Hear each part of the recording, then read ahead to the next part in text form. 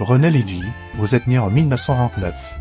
Vous êtes auteur littéraire, vous avez fait des études de littérature moderne à l'Université de Paris 8. Vous avez en mémoire des écrivains, des poètes, des dramaturges, dont les écrits sont retentissants à leur temps. Prix Nobel de littérature pour certains, pièces de théâtre à succès pour d'autres, vous avez consacré ces 20 dernières années aux écrivains européens sous les dictatures du XXe. Vous avez publié une douzaine d'ouvrages aux éditions L'Harmattan. René Lévy, comment était le Paris de votre enfance?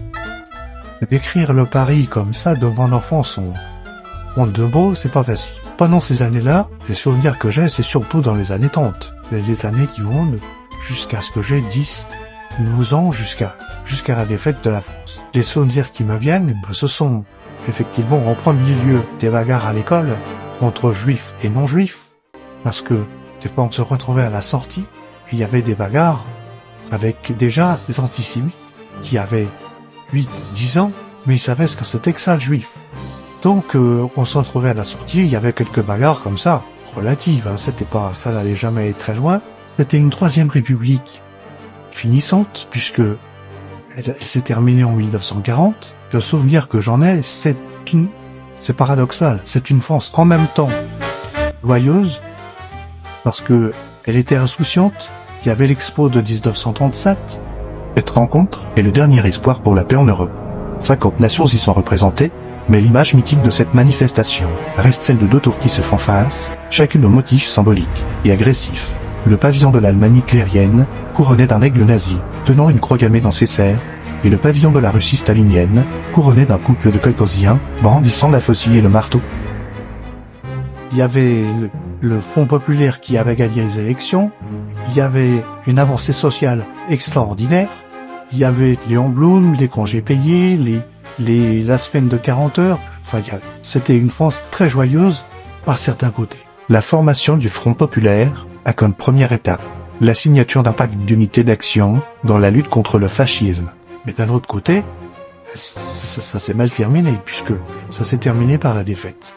Il y avait en même temps une montée d'antisémitisme, et il y avait une confrontation entre les communistes et les croix-de-feu et les antisémites, c'était vraiment des bouleversements considérables.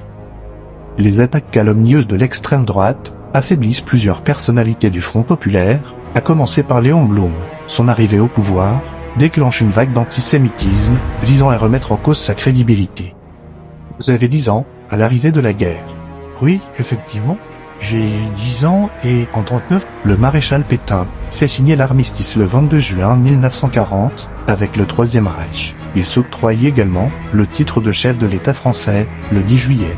Au mois d'octobre, il promulgue en France les lois antisémites. Mais tout de suite, en 40, je suis confronté directement aux premières mesures antisémites du gouvernement de Vichy. Avant, même le mois d'octobre 1940, où le gouvernement édicte le statut des Juifs. C'est-à-dire que fin septembre, j'avais été envoyé par mon école dans le département du Cher pour mettre à l'abri des bombardements et de la guerre, et nous étions dans le train pour rentrer à Paris pour la rentrée des classes qui avait lieu le 1er octobre. En arrivant à la ligne de démarcation, c'est mon premier contact avec les Allemands. Le train s'arrête à Vierzon, ligne de démarcation. Les soldats allemands entrent dans le wagon. Ils disent « Tous les enfants juifs, debout, sortez ». Et moi, je me lève et je sors du wagon. Le train redémarre sur Paris et nous on était 5 ou 6 juifs à se retrouver sur le quai, pas longtemps puisque la Croix-Rouge française est venue, nous a tirés de là. Mais voilà, c'était la première confrontation, déjà, avant même l'édification des lois antisémites. Les ultras de la collaboration s'unissent pour créer la Légion des volontaires français contre le bolchevisme et éliminer la plutocratie anglo-juive. 1941, l'histoire s'enchaîne parce que c'est l'arrestation de mon père, français, ancien combattant. Il est arrêté, malgré tout, comme juif. Ce qu'il s'y attendait pas du tout. Parce que lui avait l'amour de la France, il avait combattu en 1914 à 1918, il était même très panier de la guerre, donc il s'attendait pas à cette arrestation. Mais bon, il est parti en disant, c'est une erreur, on va me relâcher. Mais il est allé avancer, lui à Auschwitz, et il n'est jamais revenu. Donc voilà les deux éléments qui font que j'ai été confronté aux lois antisémites. Donc là-dessus, j'ai vécu sous un faux nom jusqu'à la fin de la guerre. Entre-temps, ma mère a été arrêtée aussi. Et donc jusqu'à la libération, j'ai vécu sous un faux nom en province. Comment s'est passée votre rencontre avec la littérature? Dès les années 50, la littérature en France, tout de suite après l'occupation, elle avait une expansion extraordinaire. Jean-Paul Sartre était arrivé, Albert Camus qui était là, René Char, tous ces gens-là, on ne parlait que d'eux. Et on parlait aussi, malheureusement, de ceux qui avaient du succès sous l'occupation. Les Jouandeau, les Chardonne, les Drieux La Rochelle, même les Céline, on en parlait toujours. Et à l'aventure des libraires, on voyait un livre de Céline à côté d'Albert Camus. On voyait un livre de Jouandeau à côté de Jean-Paul Sartre. Ça m'interpellait, je me disais, mais comment est-ce compatible? Et donc, j'ai lu les uns et les autres, et je me demandais comment ces gens-là pouvaient, entre eux, être amis finalement. Ils étaient effectivement des amis, parce qu'ils étaient liés par le fil insécable de la littérature. Et ça, il m'a fallu le comprendre, c'est en lisant leurs livres, justement, ça a été ma première démarche, mon premier questionnement, qui m'ont amené à la littérature. Et puis il y avait la littérature, surtout le nouveau roman qui arrivait en même temps, qui n'était pas politique, lui. Il n'était pas politique, mais il était aussi passionnant. Je ne sais pas si aujourd'hui, je pourrais relire un livre de Alain Robbe-Grillet. Je pense pas. Michel Buteau, oui, certainement. Je pourrais peut-être le relire. Mais à l'époque, bon, peut-être influencé par les critiques aussi, qui montaient en épingle le nouveau roman. Mais ça m'a donné en tout cas le goût de la littérature et d'enchaîner ensuite tous les grands auteurs qui étaient édités à ce moment-là. Il y avait Martin Dugard, il y avait Mauriac, enfin voilà, il y en avait énormément. Après la guerre, votre frère vous transmet l'éducation européenne de Romain Gary. Il me faut revenir un petit peu en arrière, c'est-à-dire les années de l'école sous l'occupation. Au collège, nous avions des professeurs qui étaient les mêmes que ceux de la Troisième République, sauf que là, ils avaient des consignes de Vichy. Donc nous avions un professeur d'histoire qui était milicien. Il venait faire ses cours d'histoire à l'uniforme de milicien, c'est-à-dire le petit blouson en drap bleu marine avec le broderillet et revolver à la ceinture. Il est inutile de vous dire que dans la classe, c'était le silence absolu, mais il enfilait une blouse grise par-dessus.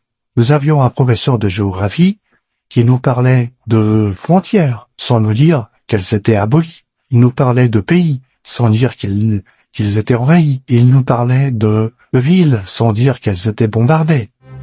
Nous avions aussi un prof de français. Un prof de français qui nous a donné le goût de la littérature. Ce prof de français, quand il nous parlait de romantique, toute la classe était romantique. Et il nous parlait d'auteurs hors programme, et il nous disait en douce comme ça, vous devriez lire André Gide, vous devriez lire André Malraux. Comme ça. Et là-dessus, donc je reviens à votre question, un jour mon frère me met sur la table l'éducation européenne. Et là, donc voilà, j'ai commencé, c'était en 1945, c'était le premier livre de Romain Gary qui paraissait en France, c'était l'histoire d'un gamin de 14 ans, juif, dans les maquis polonais. Et voilà, c'est toute son histoire. C'est le premier livre que j'ai lu qui m'a donné envie, le goût de la lecture. Comment vous êtes-vous mise à l'écriture? Il y avait une question qui m'a taraudé toute ma vie, c'est comment des écrivains comme André Malraux, comme René Char, comme Jean Paulhan, comment ces gens-là pouvaient être amis avec des écrivains comme Chardonne, ou la pire espèce humaine qu'on puisse dire, c'est Marcel Jouandeau, qui était antisémite notoire. Et comment pouvaient-ils être amis et avoir de l'estime quand ils étaient politiquement de bord opposés, les uns dans la résistance, les autres collaborateurs avec l'ennemi, les uns qui sauvaient des juifs, les autres qui les dénonçaient, et l'amitié perdurait. Et c'est ce qui m'a amené à écrire les écrivains français sous l'occupation, ou c'est peut-être un peu didactique, mais j'ai fait une colonne avec les écrivains collabos et avec les écrivains dans la résistance. Et voilà, c'était peut-être un petit peu scolaire, mais voilà, c'était mon premier livre. J'ai du reste proposé à mon éditeur de reprendre comme couverture du livre le frontispice de Fernand Léger sur le poème « Liberté, j'écris ton nom » de Paul Éluard.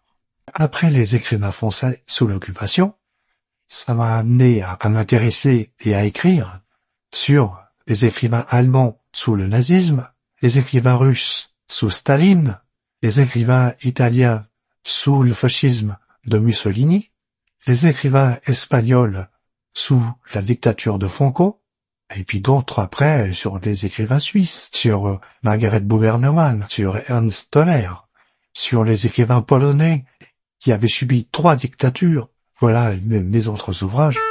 Il va paraître, à la suite, une trilogie inédite que nous vous laissons découvrir dans les autres vidéos. À bientôt!